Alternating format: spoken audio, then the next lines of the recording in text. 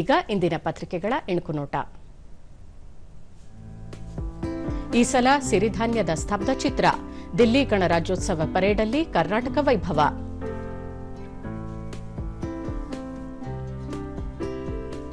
ಜನವರಿ 29ಕ್ಕೆ 17ನೇ ಬೆಂಗಳೂರು ಚಲನಚಿತ್ರೋತ್ಸವಕ್ಕೆ ಚಾಲನೆ. ಸ್ತ್ರೀ ಎಂದರೆ ಅಷ್ಟೇ ಸಾಕೆ ಶೀರ್ಷಿಕೆಯಡಿ 108 ದಿನ ಕಾರ್ಯಕ್ರಮ. 70 ದೇಶಗಳ 225 ಸಿನಿಮಾ ಪ್ರದರ್ಶನ.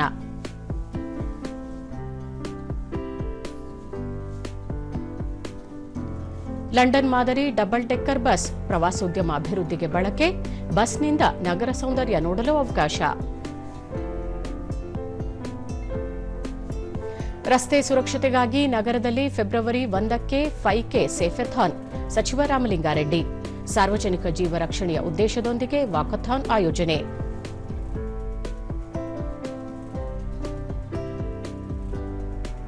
Australian open tennis Alcaraz Medvedev ಮುನ್ನಡೆ. ಸಬಲೆಂಕಾ ಕೋಕೋಗಾಫ್ 3ನೇ ಸುತ್ತಿಗೆ ಪ್ರವೇಶ.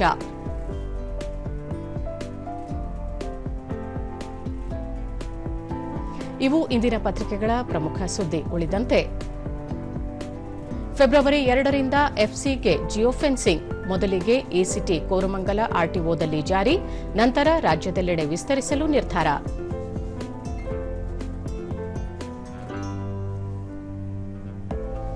ಕೇಂದ್ರದ ಕಾನೂನು ಕನ್ನಡಕ್ಕೆ ಭಾಷಾಂತರಿಸಿ. ಬರುವ ನವೆಂಬರ್ 1ರೊಳಗೆ ಪೂರ್ಣಗೊಳಿಸಲು ಸಚಿವ ಎಚ್ಕೆ ಪಾಟೀಲ್ ಸಲಹೆ.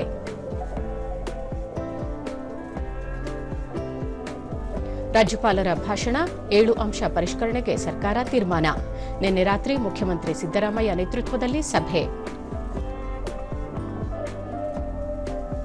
ಗಣಿತ ಪರೀಕ್ಷೆ ಸರಳೀಕರಣಕ್ಕೆ ಸಲಹೆ. ಖಾಸಗಿ ಶಾಲೆಗಳ ಪ್ರಸ್ತಾವನೆ.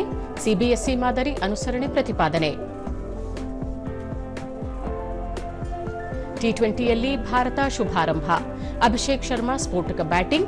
ಸರಣಿಯಲ್ಲಿ ಟೀಂ ಇಂಡಿಯಾ 1-0 ಮುನ್ನಡೆ.